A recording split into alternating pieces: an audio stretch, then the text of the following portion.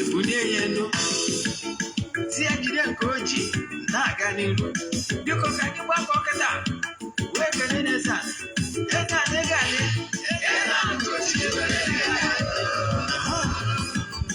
Eze-Ana Ugochi tubelu nwoke ọma na oraifite ị ga-adị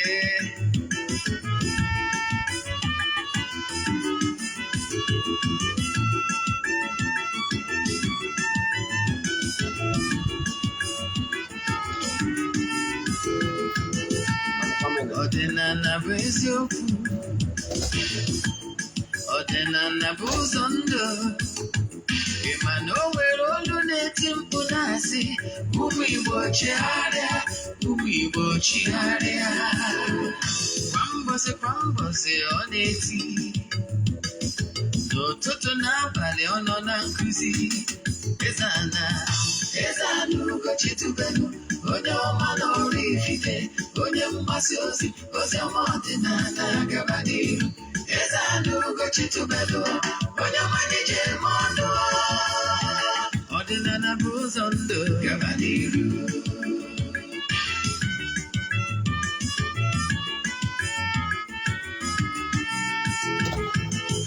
Eze-Ana Ugochi tubelu onye ọma na oraifite onye mgbasa ozi ọma ọdịnala gaba n'ihu Eze-Ana Ugochi tubelu onye ọma na-eje eme ọnụ ọdịnala bụ ụzọ ndụ gaba n'ihu Eze-Ana ga-adị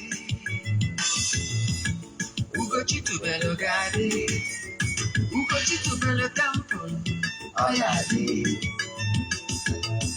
maka na eziokwu ọnwa chacha ndị ụka eriga anyị front and back ndị oche eri anyị front and back fọdụasị kala aka ghọrị ụmụ Igbo si anyị rapụ nke anyị na nke fa ka mma buru Baịbụl bịa akwụkwọ akụkọ mepekwa chọọchị fa obodo ụka dịkwa mmanụ Ugochi tubelu ekweghị ekwe Eze-Ana si na ọma mme ọdịnala ama mmụ chacha oge ọbụla ọ na-eti ọ nọ na nkụzi Chukwu abịa ma gbaa gị ume ọdịnala ya dị Eze-Ana Ugochi tubelu onye ọma na oraifite onye mgbasa ozi ọma ọdịnala gaba n'ihu Eze-Ana Ugochi tubelu onye ọma na-eje eme ọnụ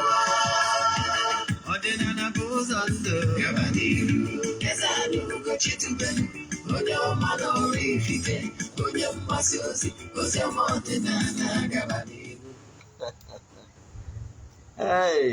Oluchi ọmanụ ụmụ ọdịnala Igbo abịakwanụ m n'ụbọchị tata mụ nkwọ a sị na nkwọ ya kwụtara anyị ihe ọma ma kwụpụrụ anyị ihe ọjọọ abịakwanụ n'oge awa nke eziokwu nke ọ bụ mụ nwa bụ Ogbuefi EZE-ANA Ugochi tubelu na oraifite na Anambra steeti na-anọ n'isi ya oge anyị ji adọwa okwu agba abụ m onye isi nchụaja na Ugochi tubelu na tempụl Ogbuefi EZE-ANA Ugochi tubelu oraifite anyị na-agba afa miri emi lụkwazi ọrụ mmụọ dị iche iche abụkwazị m onye isi nchụaja na ọdịnala Restoration Prayer Ministry bụrụkwazị onye mgbasa ozi ọdịnala Igbo. My mission is to help people live better life. Ana m anabata gị n'oge awa nke eziokwu. Isiokwu nke ụbọchị tata bụ ihe niile ị kwesịrị ịma gbasara agwụ na ụdị agwụ dị iche iche enwere n'ọdịnala Igbo. Ihe niile ị kwesịrị ịma gbasara agwụ ọnya ka anyị ji wee bịa agba nke abụọ ya. Mana bifo ngaba n'iru echefuna na aja anyị na-achụ kwa ọnwa aja anyị na-achụ for 14 good days anyị na-achụ n'isi friends of the temple ndị enyi anyị fans and well-wishers all over the world. You can join this as never barrier n'ọlụ mmụọ anyị na-alụ maọbụ n'afọ anyị na-agba. Ọ bụrụ na ị chọrọ isonye na aja mbunye na aja ịpụta ihe aja ịdị ude iche isonye na aja ihe ị ga-eme bụ isendie you forward your 3 prayer requests. Then make donation token to the account number. Then there's even a jar. I'm going to go account one and send the mana. Magagama will your phone. Charge them na WhatsApp 0805 7837 672. I call again 0805 7837 672.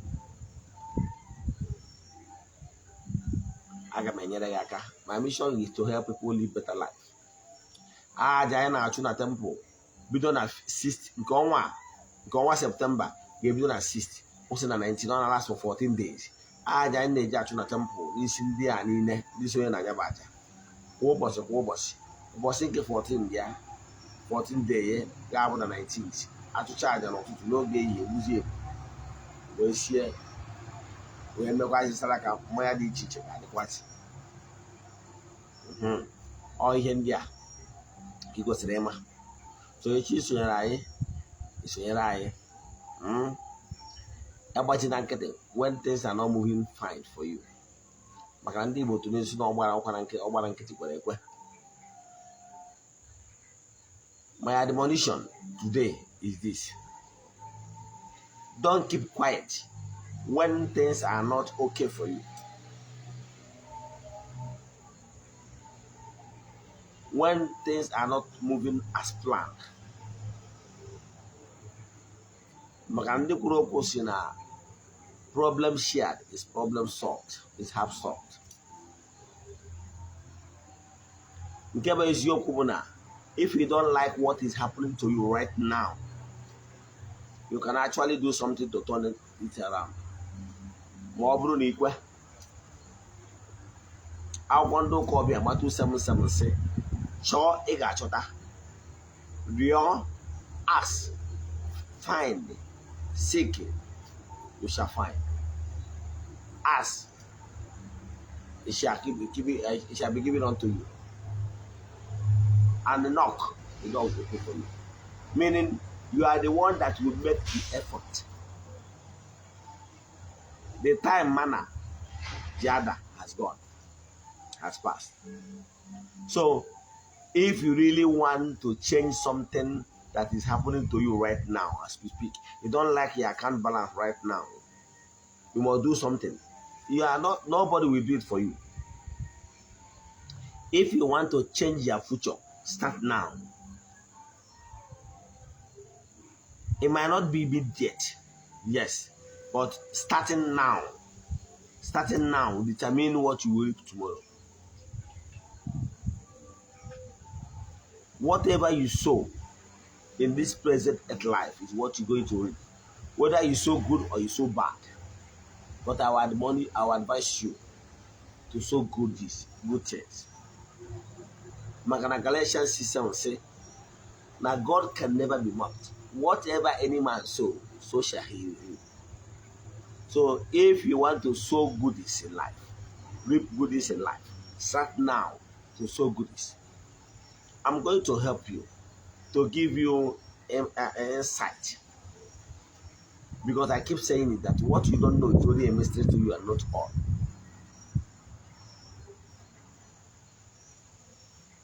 As you know, toilet in Agwu, he gave Buteriroso in creation to send the vibration, positive vibration in the entire universe, that you are ready. Ndị Igbo si onye kwe chi ekwe, onye gba nkịtị chi agba nkịtị. When things are not moving right for you, never you give up. Giving up is a coward act. You must say no. And this change must start from the spiritual realm, must start from you, your spiritual consciousness. I keep saying again, that before anything will happen in this gross material, this physical world, it must have taken on form in the spiritual realm. So because the spiritual control the physical. So for anything to happen to you in this world, physical, you must create it in the spiritual. Because what flows back to you is what you give to nature. It's garbage in, garbage out. So if you want to receive productivity, sow productivity into creation. Attack me tomorrow. Abịakwa n'oge awa nke eziokwu. Ihe m chọrọ ịkọwalụ gị bụ the safest way for you ka ị wee dee ude na ndụ a.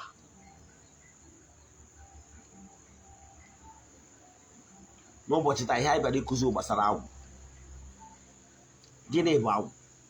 Kedu ka mmadụ ga-esi mere ihe dị n'agwụ ya ka agwụ ya nọrọ ọrụ? Nke bụ isiokwu na agwụ. Ihe afọ ndị na-aza agwụ wụ ike, agwụ nyere ude, agwụ ebuka, agwụ dị ike. A nwere ụdị agwụ dị iche iche. N'oge ụbọchị m kọwara agwụ, kọwaa na o nwere ụdị agwụ dị iche iche. Ije na Asian book sị na agwụ bụ a force, spiritual force behind every man's gift. Now that Asian book was gift of a man make it a way for him. Gift of a man make it a way for him. Meaning, ihe niile ị ga-abụ na ndụ a has been embedded in your agwụ. Ihe niile ị na-abụ na ndụ a, onyinye amara si gị na-eso gị. Either na onyinye amara because na ọ bụ nna na nne na-ejikọ aka ọnụ wee contribute ihe ji wee kpụ mmadụ in the physical.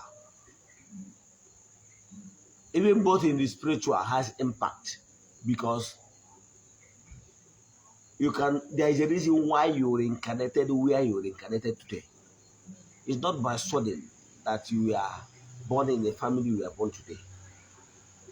A lot of things attracted it. Example, I'm not like you don't matter. You may have done like a call and name and if I'm giving my lecture, if you forget what I teach you, my message, the message behind my teaching, lecture, you will never forget my illustration.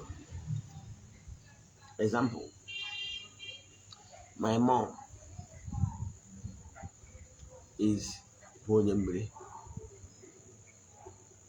and for that no Bonyemri, almost some certain things. Among can miss go work here. Sinaka my mom. So spiritual vibe.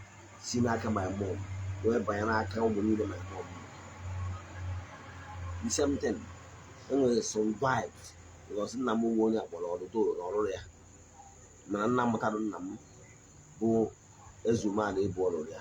Who did a bunch of Manamaro there. There were some vibes now. I went them. Oh, yeah, but I'm the Bujiakwa.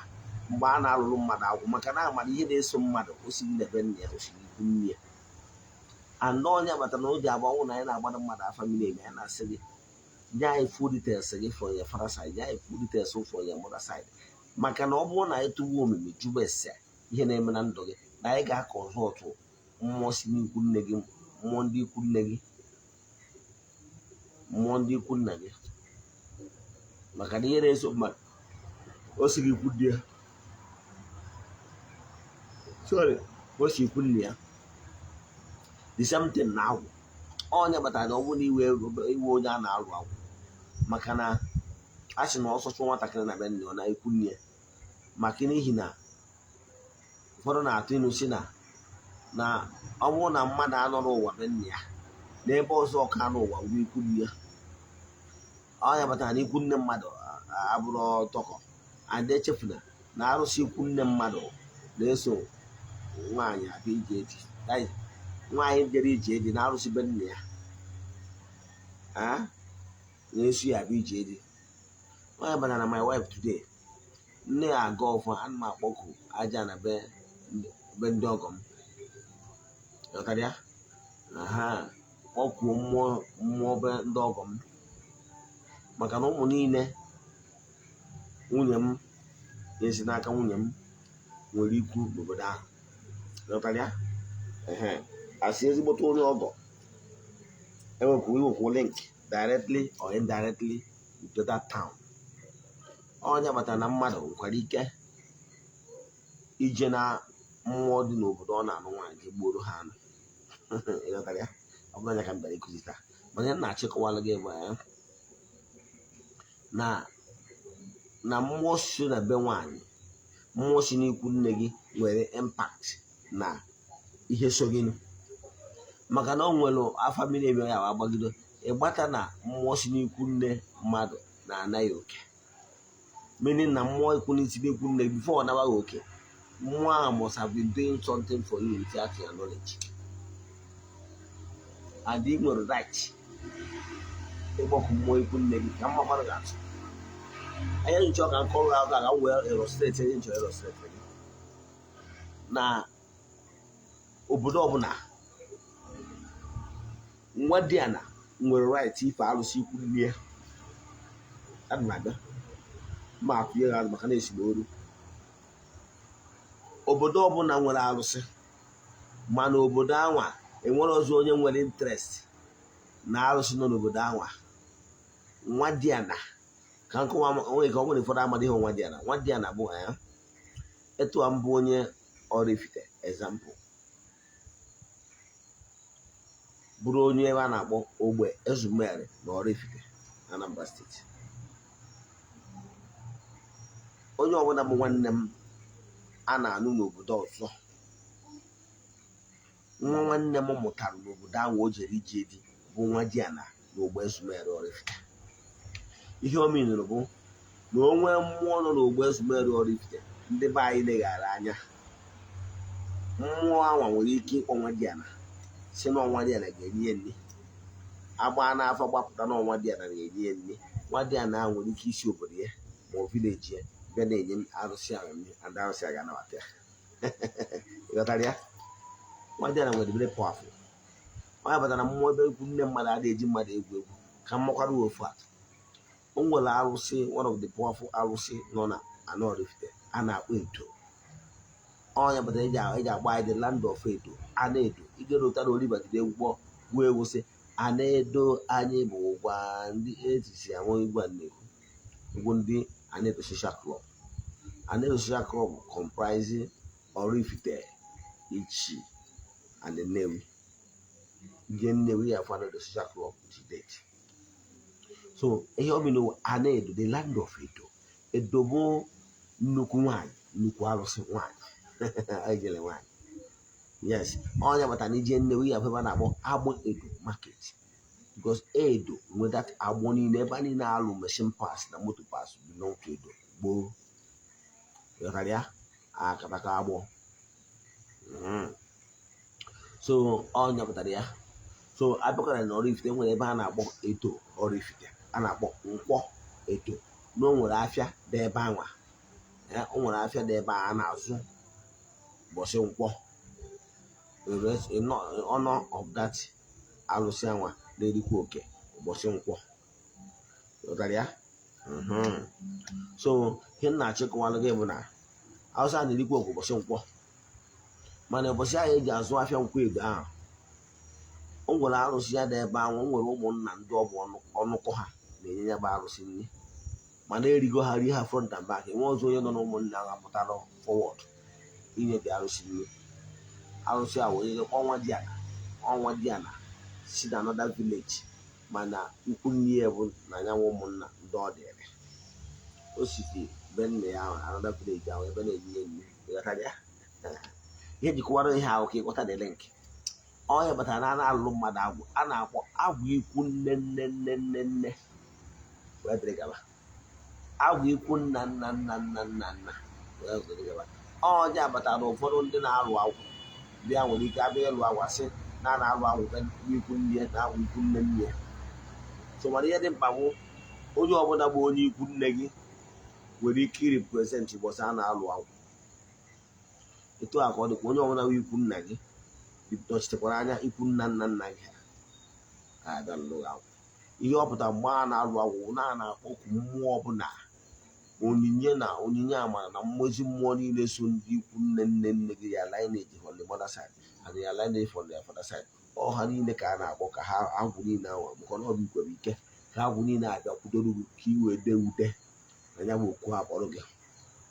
Ịghọtara ya? So dịka nsi wee kwu, the gift of a man make it away for him. Agwụ ị nwere na agwụ onye ọzọ nwere abụrụ ofu. Yes, enwere onye ọbụla nọ n'ụwa nwere onyinye amara, mana enwere agwụ dị iche iche. Ọ bụrụ onye lụọ agwụ ọ bụ dibịa, ana m ekwu ekwusie ike. Ọ bụrụ agwa gị na ị nwere kọl ma ọ dị nwere ọgba okwu, ọ bụrụ na ọka iji mebe dibịa. Enwere ọtụtụ ndị mmadụ ndị na-eme dibịa taa, mana nke bụ eziokwu na ha enwere ndukwute ọkpụkpọ oku nke dara ụda. Ghọtara ya? Ọ bụrụ na na-ewu dibịa mana ikwu okwu ọ nara eme, kere osi dibịa ịbụ na ihe ọ pụtara bụ na ya ekwesịrị na ọ bụrụ na mmadụ 10, oke na mmadụ 100 ka ikwubiri okwu n'isi ha, lụọ ọrụ n'isi ha, ọ kwesịrị at least na mmadụ 60 ga-enye testimonies. Mmadụ 40 ndị ọzọ nwere ike inye partial testimony. Ghọtara ya? Mana ndị mgbe Jizọs ndị ụka ọbịa nọ, ọ bụrụ mmadụ niile ka ọ gwọ. So gị nwa dibịa, ọ bụrụ mmadụ niile ka ị ya agwọwu. Reason bụ na ekere ọlụ eke maka na ekwugo m ya mbụ wee sị na ọ bụrụ mmadụ niile bịara ya place ka ị ga-asọlve their problem, maka na enwere ụfọdụ ndị nwere special case bụ na enwere special person ga-ekwubi okwu n'ọnọdụ dị etu a. Nwee gwa gị na enwere ike ịdị mmadụ na-abụ nwee the same problem jee na kedị ofu dị ise na onye agbara ọrụ. Onye agbara ọrụ ekwubi okwu n'isi mmadụ na-abụ nke ofu onye adị mma, nke onye nke ọzọ ama adị mma. Ọ pụtaghị na ike dibịa adịghị gwọ ike onye agbara ọrụ a mba, mana ihe ọ pụtara bụ na ọ bụrụ onye nwe ga-ekwubiri onye nke ịbụọ okwu, onye nke ịbụọ nwa kwudosikwa ike na-eje, agwụ ya ga-adarịt etu onye bụ right person ga-awa okwubi okwu enwe udo obi. Ghọtara ya? Denụ enwekwara agwụ dị iche iche, kama na ihe problem enwe kịta bụ na enwere ndị mmadụ na-enwezi ọkụrụ ọgwọ. Ọ nwere ndị bụ nwere agwụ nka na ụzụ. Onye nwere agwụ nka na ụzụ mgbe gboo a na-enwe goldsmith. Ndị agwụ nka na ụzụ dị na befa, ndị a na-arụ agwụ nka na ụzụ. Nwere famili ya pụta so na grandfather ya bụ onye ọkpụ ụzụ, nna ya onye ọkpụ ụzụ, ịkpụ ụzụ na be ha. Mana for the fact that na civilized world enwere ike ọ bụzie na enwekarịzi much need for ụdị ewu goldsmith ma ụmụ ihe niile a.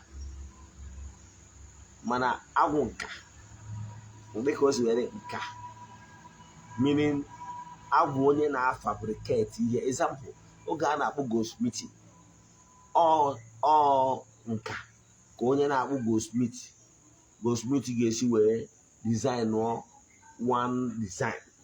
O nwere ochie na nne m na ihe mgbe a na-akpọ gbakwute. Enwere so many names because of those many designs. All mmadụ create that design out of the creativity of the mind. Etu a ka ọ dịkwa.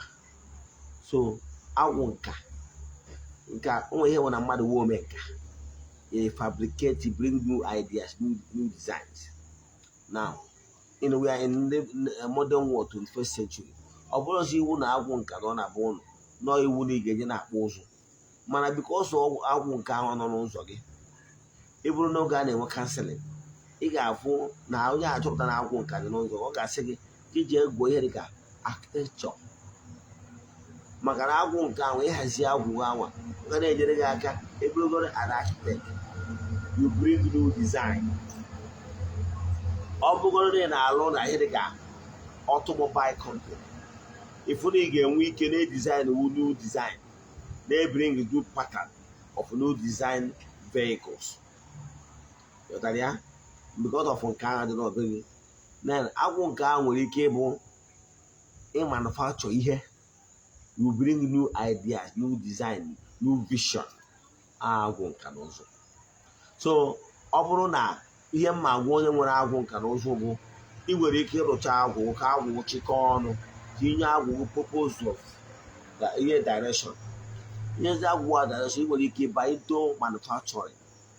You will be creative, you bring in new ideas, you bring in iburu no into production, you will production magnet. You will a genius. Yeah. Don't want the one I was my hair. I was my hair one. You was my affair. You all know what's up. You all know what's up. You go there. When the one I will, but I want to buy here. I won't buy when I buy here. When I will ike, I want to show you you go. You can go pharmacy. Or ban a pharmacy one. Okay, we can create new medicine. Nwere ike asị na na-enwere ọya na-egbu ndị mmadụ, ọ ga-enwe ike agwụ ya nwere ike ka egbu ya nọ onwe ka ọ bụrụ ebe ọ na-alahụ ụra ma ebe ọ nọ na-atị nke kedu ka a ga-esi mee mbara sụọ mbara nri, kedu ka a ga-esi gbọọ ọbụgara ụdị ndị na-eto agwụ ha ga-eli dị ha to ebe ha ga-adị very sympathy n'ebe ndị nọ n'ọnọdụ ọya ya nọ. Nwere ike ọ bụrụ ebe ọ na-eche this sickness a na-enye ndị mmadụ nsogbu dị iche iche kedu ihe a ga-eme. Nwere ike ọ bụrụ oge ọ nọ quiet hour wit agwụ ya si ya ngwa jee weta anticinet, weta chloroquine, weta nke a misikọ ya ọnụ na ọya agwụwa ọya dị etu nke bụ eziokwu na omesi ọya ọ bụrụ ọgwụ.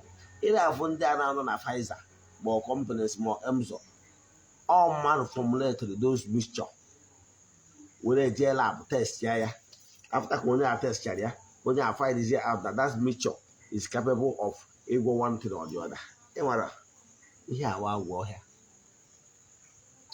Onye agwọ ọhịa nwere ike ịnọkịta mmadụ ebutere gị onye na-aya ahụ agwụ ga-agwa gị ngwa gị jee kpalụ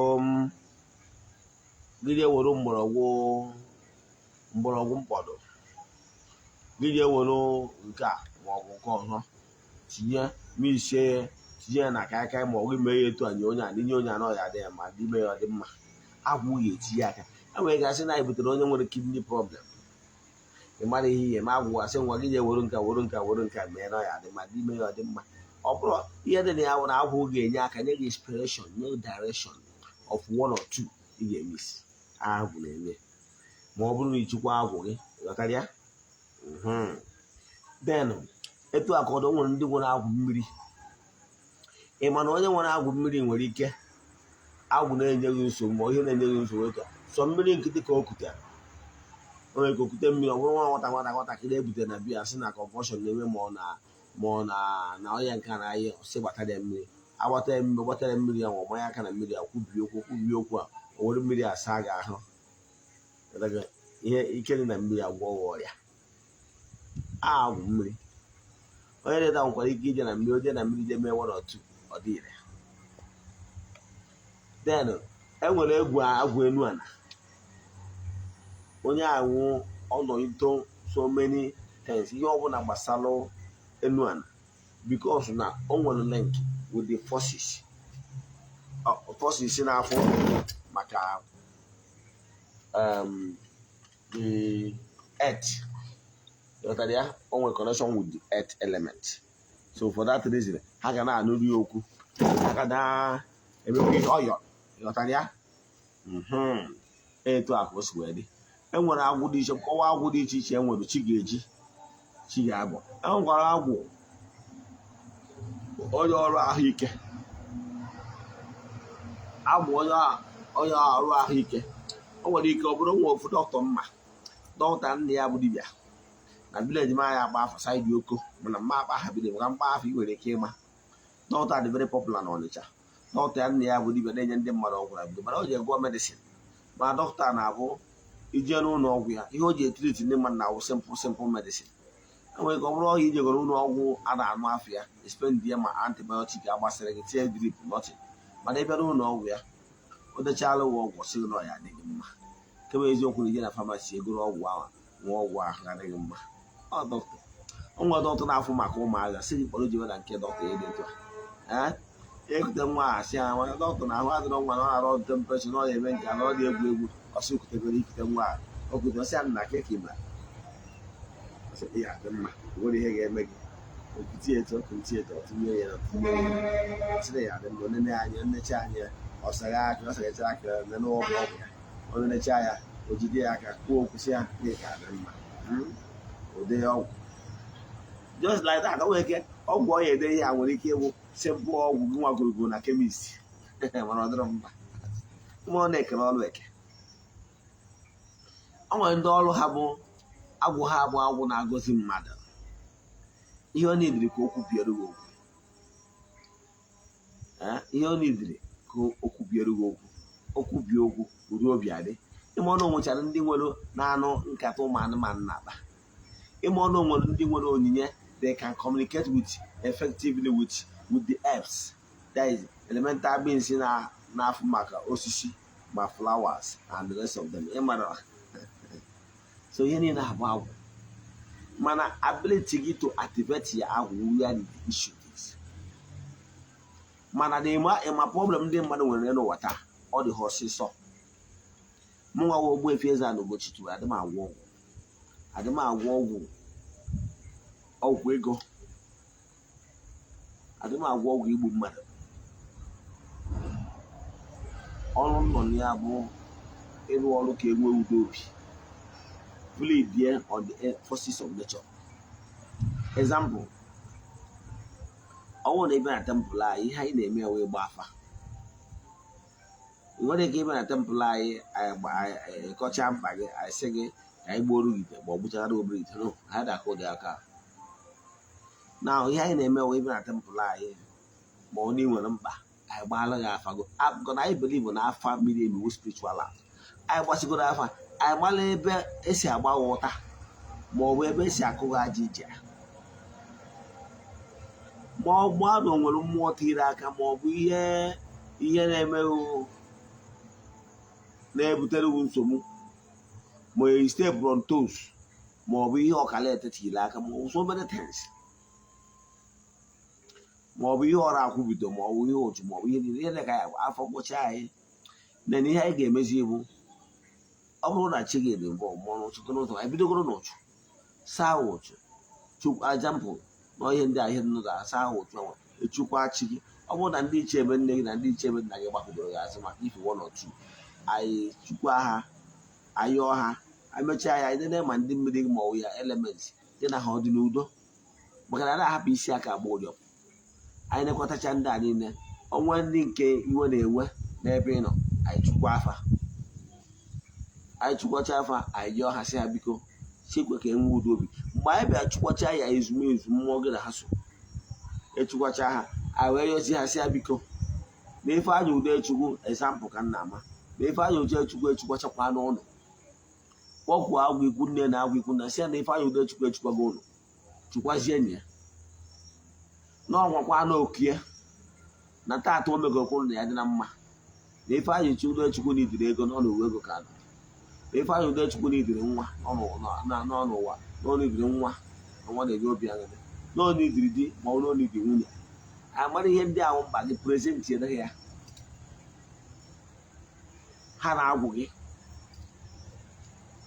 agwụgị ahụ ha ga-enyeti aka maka ihe na-enwego harmony nwa ọzọ mmụọ ọbụla na-ebi niile na-amaghị ikpe na mmụọ ebe ọ nụ nwa ọzọ mmụọ ọbụla na-ebiri na-amaghị ikpe na mmụọ anyị gwazie agwụ ha niile jikọ aka ọnụ wute agwụ agọzie nke agwụ chụtawara gị ego agwụ na-atụta ego maka na ọ gift of a man make it away once you are good with your agwụ ịgbara ebe ya calling there face ya calling don't just jump into anything because no others na-eme yes whether ma ego dị na call ma ọ bụrụ na ị nọ n'ihu ọrụ ebe a kpọrọ n'ọrụ o nwere ndị akpọrọ ọrụ ka ha bụrụ ndị wụ ndị ide esi ọgwụ na-enye ụmụ nwaanyị na-achọ nwa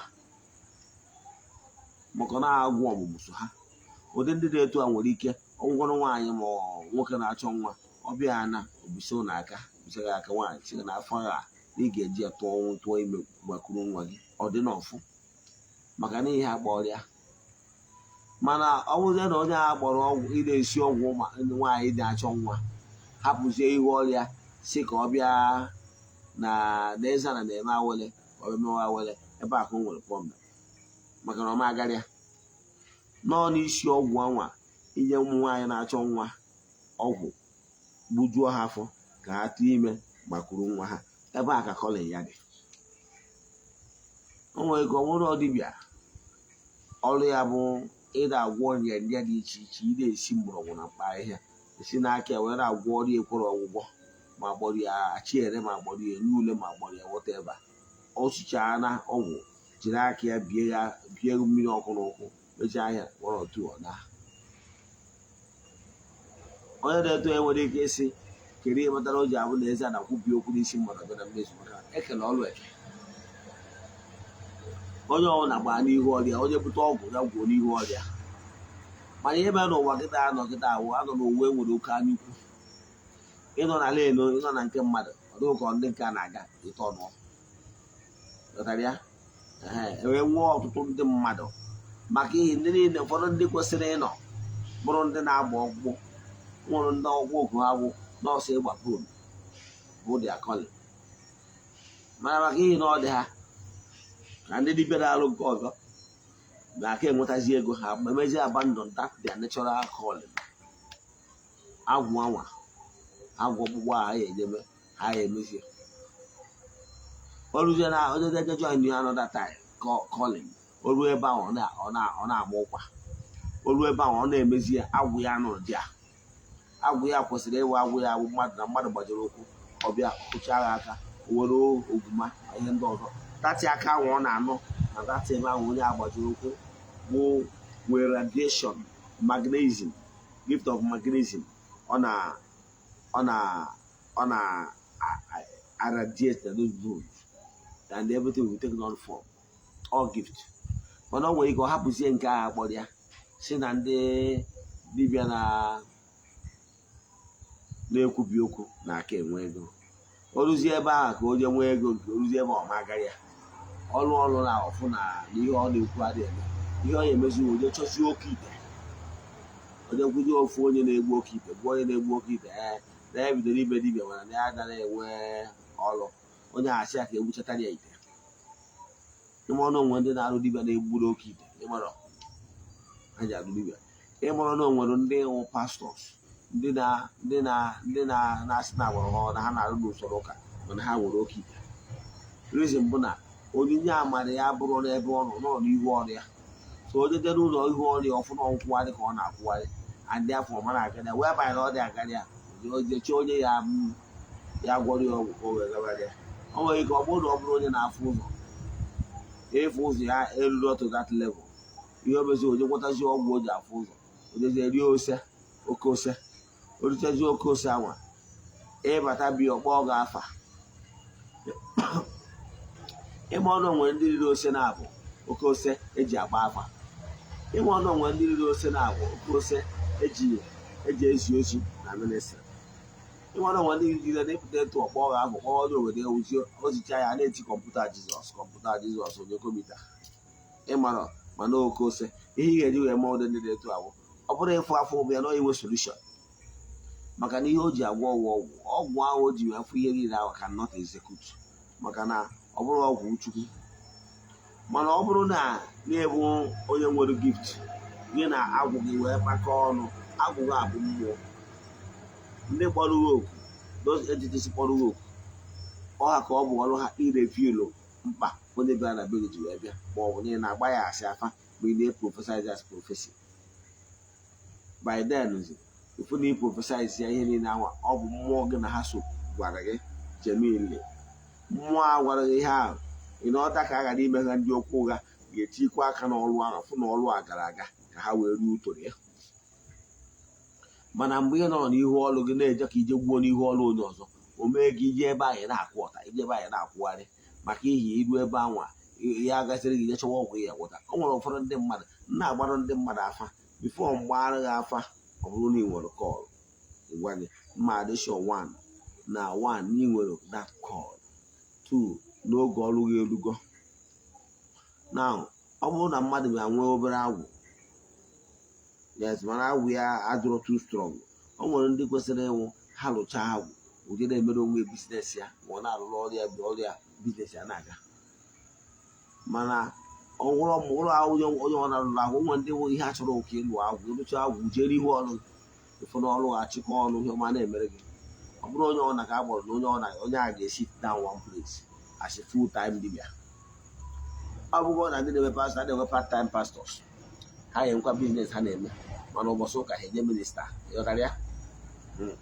So onye na-achịkọwara gị bụ na ya ịmata agwụ gị ihe agwụ uri naba ihe ị na-edere ije gwa dibia ya mere ga abụrụ igburu ite.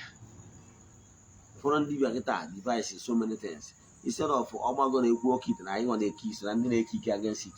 O nwere ike sị gị na ọ bụrụ oke ite ka anyị emere nke emere ga were chọọ ofu afa gbaa ya. Ụfọdụ akpọ ya mmiri akọ n'obete, mmadụ akpọ ya mmiri akọ udu akọ mmiri ụfọdụ akpọ ya afọ akpọrọ ya does not even count.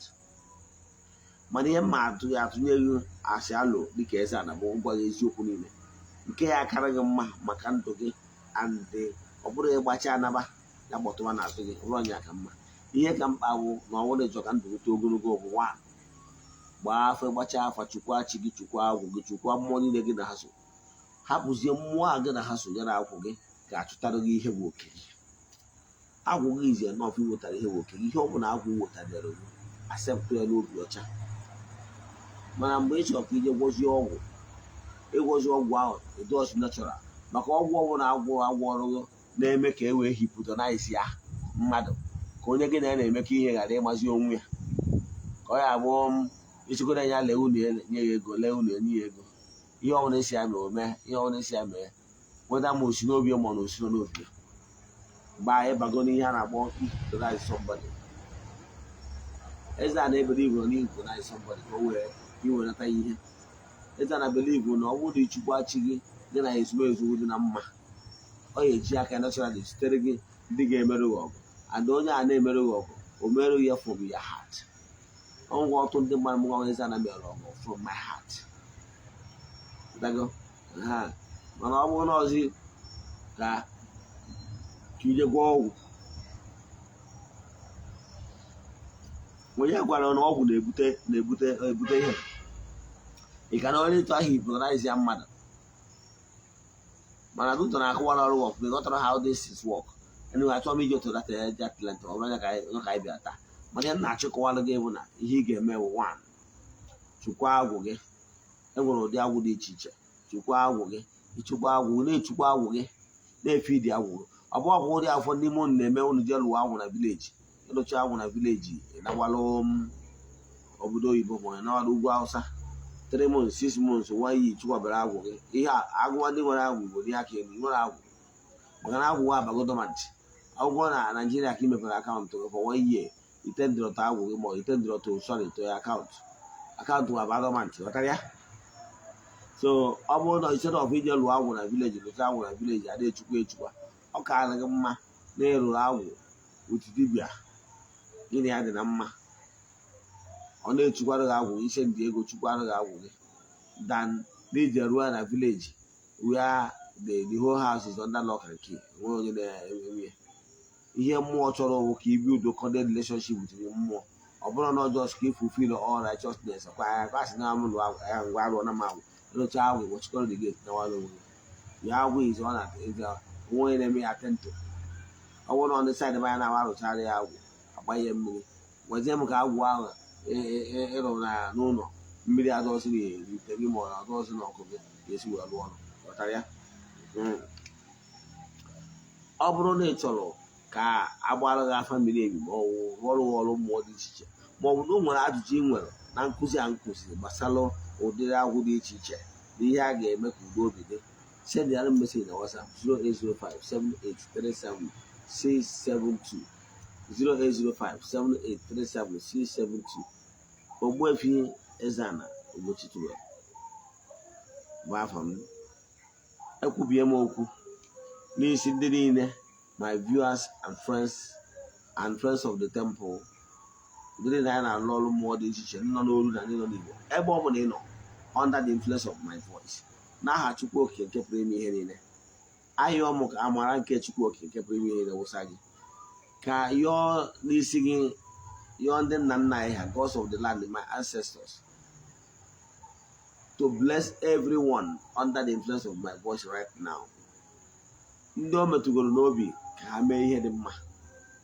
N'aha Chukwu Okike nke pụrụ ime ihe, na-asị nke unu gọzie nwoke gọzie nwaanyị, na ezugbo nke ọbụla ama abụọ ịbara ya, distance ama abụọ ịbara ya.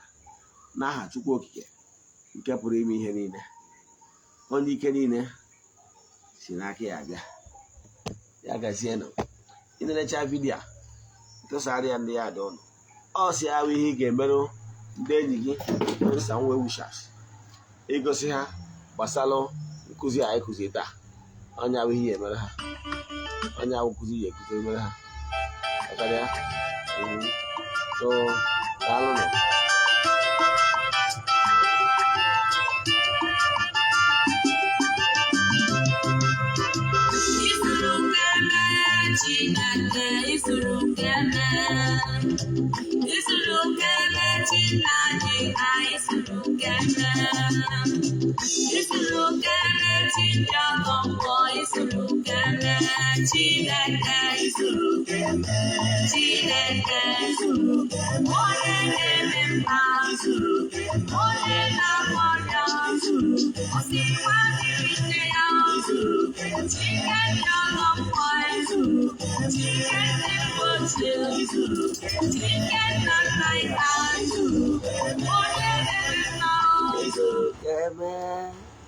Yes, I see na Chukwu Okike zuru ka eme, the gods of the old ha zuru ka eme. Nlecha vidiyo ihe ị ga-emere onye ọbụla ịfụrụ n'anya, share this video ka isi na we save lives. A lot of people are wandering in ignorance, therefore na-eme terrible mistake. Chukwa ihe dị agwụ gị, mara maka agwụ gị, na agwụ na-atụta ego. Ya ka esi ka ọ dịkwa na echi bụ Monde na ọkụ elekere nke 8, anyị nwekwara interesting topic anyị ji maka ya wee bịa, n'ihe omume niile dị iche iche kwesịrị ịma gbasara afa na ụdị afa dị iche iche nwere. Ya ga-esi n'ọfọ ka ọ dị.